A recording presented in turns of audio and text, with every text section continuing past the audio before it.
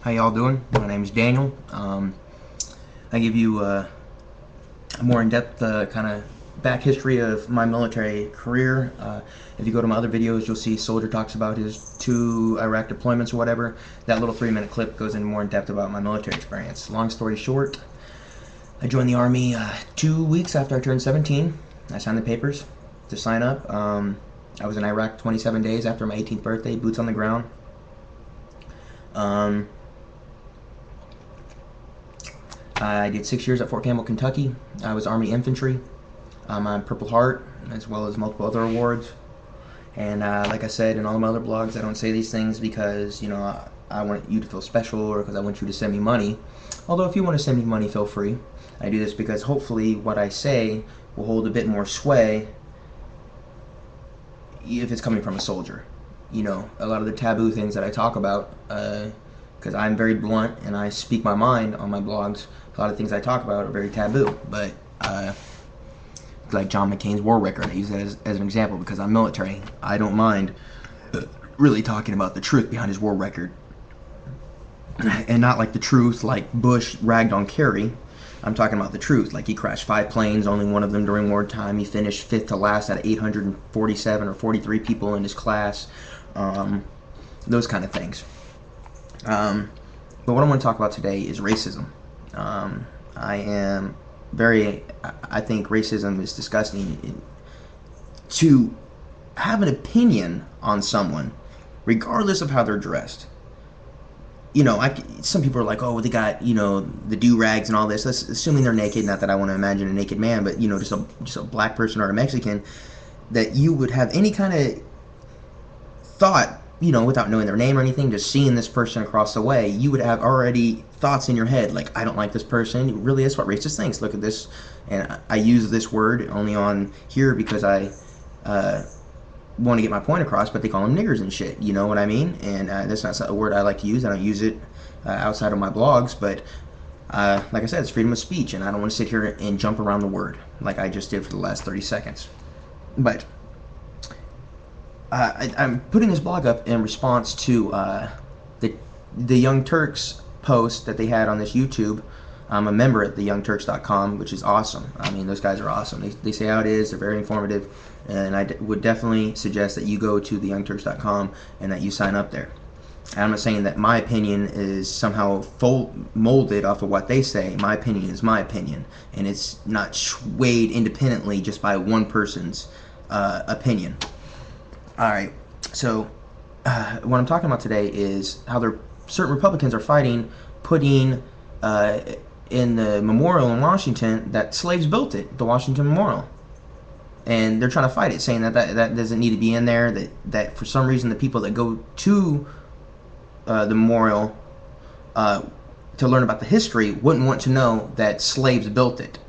Like, that wouldn't be a key piece of information. And I have a couple of opinions why. And this really speaks to a broader point, is that first of all, a lot of people, I think that it's important that Americans remember their history, the history of our country. We're a young country, and I think when Americans think about America, they see like this, they see the clean American flag, and they just see like this perfect, unblemished image. And people are forgetting that when we came here, we did mass genocide on hundreds of millions of Indians. You're forgetting that. Mass genocide on hundreds of millions of Indians. We quite literally almost wiped an entire race off the planet. I mean Mexicans are really Indians, really. I mean, if you really think about it, but we really did. We almost wiped an entire race off the planet. Not to mention the slavery and all the other things. We did fight for independence, and we did stand up against a tyrant. When they were fucking the British were trying to come over and tax us and stuff like that, and basically were going to take over our country. Is what they were going to do. But I think people need to remember that, and people don't like to hear that. Oh, we killed Indians. Oh, that was back in the day. We didn't know any better. No, that doesn't matter.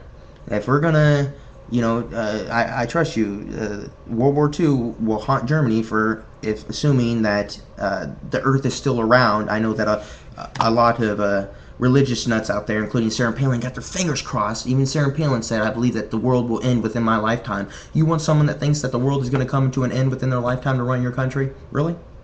You ever heard of self-fulfilling prophecy? You ever heard of that before? All right, think about that. Ponder on that.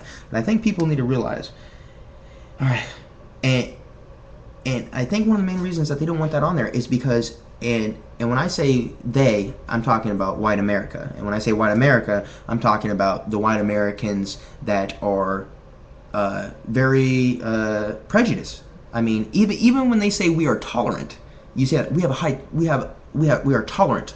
We are a tolerant nation. A tolerant means that, and they use that word tolerant to describe the black community and basically every minority community out there. And not just Republicans, but Democrats do it all the time. And that bothers me, because when you say tolerant, it kind of is like, a little kid that you're babysitting that's annoying you and blah, blah, blah. That's how they view minorities. That's how they view black people and Mexicans. They view them as, useful idiots, I believe would be a correct phrase. Useful idiots. And I believe how I see them, worker bees. And I think the reason that they're trying to basically really whitewash our history is because they don't want people to think that the plight of minorities and blacks, minorities, is due to anything but their own doing. They don't want you to think that, oh, well, maybe the reason the black community in so many areas is so deprived isn't because the school system right next to it has 4 times as many students as the white school 5 miles away that gets a quarter of the amount of funding. Now, how does that happen? How does a governor allow one school that has a quarter of the amount of students to get 4 times the amount of pay? Quite literally, if you're looking at it, it should be opposite. The school with 4 times as many students should be getting 4 times the amount of money, but they don't. So that's not how it's. So the plight of minorities in this country. Don't forget, when we say minorities, we really mean like people that aren't white, because that's how we see. That's not how we, as in me, but that's how they see it. You see it as, if you're not white, you didn't come here, you didn't earn it, and what are you doing? They're forgetting the whole, give me your poor, give me your sick. They forget all that. And they forget what we were when we came to this country. So, and I don't even know my heritage. I think I'm German. Nick's might be German. I was a foster kid all grown up, so I have no idea, to be honest with you. And I never really looked into it, so I'm not sure.